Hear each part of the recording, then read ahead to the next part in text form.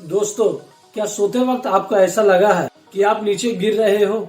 ऐसा अगर हमें सपनों में आभास होता है, अक्सर हमारी नींद एकदम से टूट जाती है। अगर ये आपके साथ भी हुआ है तो आप जानते ही होंगे ये कुछ अच्छा एक्सपीरियंस नहीं होता। बीते कुछ समय में जोशीमठ यानी उत्तराखंड के लोग ऐसे ही नाइटमेयर में रहने को मजबूर है। 2 जनवरी 2023 नए साल का जश्न खत्म हुआ ही था कि सुबह 5 बजे मोहन नेगी की आंख खुलती है। बाहर चिल्ला रहे लोगों की आवाज से उनकी नजर दीवार और जमीन में पड़े दरार पे पड़ती है। नेगी के आसपास के घरों का भी यही हाल था, क्योंकि उनके पैरों से जमीन वास्तव में घिसक गया था। अब पूरे जोशीमठ की यही सोच थी कि कैसे ये धंसती जमीन और लैंड सब्सिडेंस से किस तरह बचा जाए, क्योंकि ना तो ये नाइटमेयर है और ना ही कोई कहानी, बल्कि ये जोशीमठ की डे टाइम रियलिटी बन गई। The city, which serves as Lord Badrinath's winter residence, is sinking.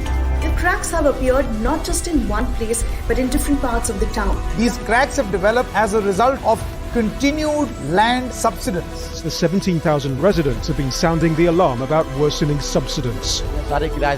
Chamoli district administrative आनंद फानंद में नेशनल थर्मल पावर कॉर्पोरेशन की Tapovan Vishnugad hydro power project के साथ साथ हेलंग बाईपास रोड में चल रही सारी कंस्ट्रक्शन एक्टिविटी को रोकने का तुरंत आदेश दे दिया। इस क्षेत्र में बन रही एशिया की लॉन्गेस्ट ऑली रोप की ऑपरेशन को भी रोक दिया गया।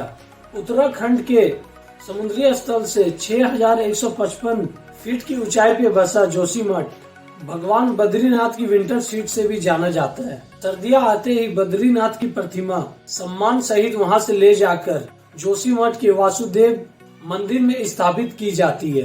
जोशीमठ और डिजास्टर का रिश्ता काफी पुराना है। फरवरी 2021 में ही चमोली डिजास्टर के नाम से मशहूर हुई ग्लेशियर लेवलेंज के चलते यहाँ से बहने वाली गंगा की 2 ट्रिब्यूटरी ऋषि गंगा और डॉली गंगा रिवर में फ्लैश फ्लूड देखने को मिली। इस डिजास्टर में लगभग 200 लोगों की जान चली गई थी। वहीं धौली गंगा रिवर में स्थित Tapovan Vishnugad hydro power plant की टनल में वर्कर्स ट्रैप हो गए थे। जोशीमठ एंसेंट लैंडस्लाइड पे बना हुआ है और ये एक सैंड और स्टोन डिपॉजिट पर स्टैब्लिश है, ना कि हार्ड रॉक पर।